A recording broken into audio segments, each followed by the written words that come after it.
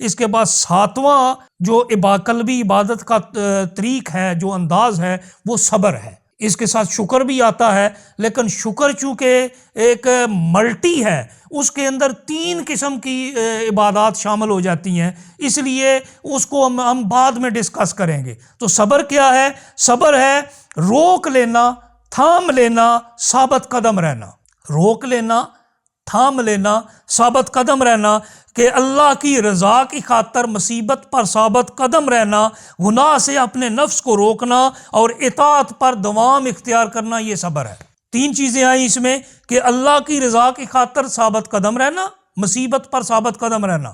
جب کوئی مشکل آ جائے، جب کوئی مصیبت آ جائے، جب کسی قسم کی آزمائش آ جائے، تو اس آزمائش میں لرزہ براندام نہیں ہو جانا، اس میں قدم ڈگمگانے نہ لگ جائیں، بلکہ کیا ہو، وہ ثابت قدم ہو، اپنے قدموں پر ٹھہرا ہوا ہو، اور وہ گناہ سے اپنے نفس کو روکے رکھے۔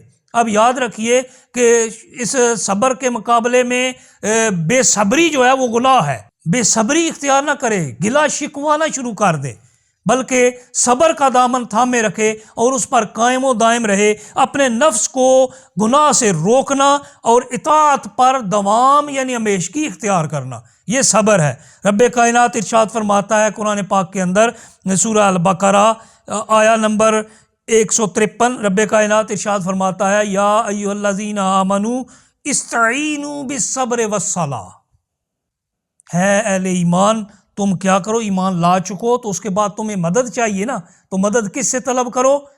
صبر سے طلب کرو، صبر سے طلب کرو۔ والصلاۃ، اور ساتھ نماز کا حکم دیا۔ یہ ہم بدنی عبادات کی طرف جب جائیں گے تو وہاں ہم اس کو باقاعدہ طور پر ڈسکس کریں گے، وہاں ہم اس پر کے اوپر بحث کریں گے۔ تو یہاں پر رب کائنات نے 2 چیزوں کو، ایک قلبی عبادت ہے، ایک بدنی عبادت ہے، ان دونوں سے مدد مانگنے کا، ان کے دونوں سے استعانت طلب کرنے کا۔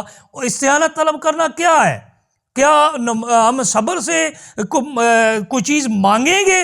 نہیں، صبر اختیار کریں گے اور نماز کو اختیار کریں گے۔ جب ہم رب کی بارگاہ میں حاضر ہو جائیں گے، اپنا پیش کر دیں گے، تو یہ مدد طلب کرنا ہی ہوا، یعنی اسے اپنا ساتھی بنا لیں، صبر کو اپنا ہمراز بنا لیں، اپنا ساتھی بنا لیں، اپنے ساتھ اسے شامل کر لیں، اور کبھی بھی اس کا دامن ہاتھ سے نہ چھوٹنے پائے۔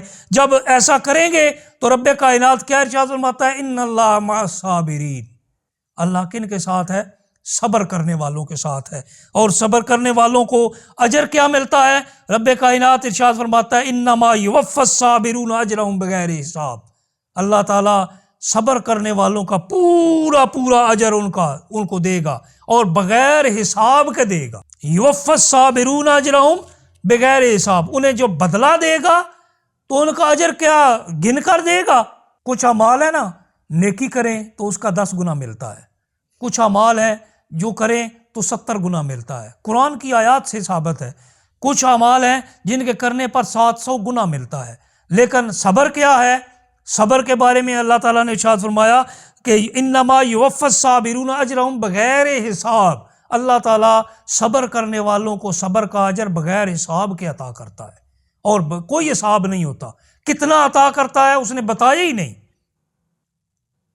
پورا اجر ان کو اتنا اجر عطا کرے گا کہ اس کا حساب و کتاب ہی نہیں ہوگا۔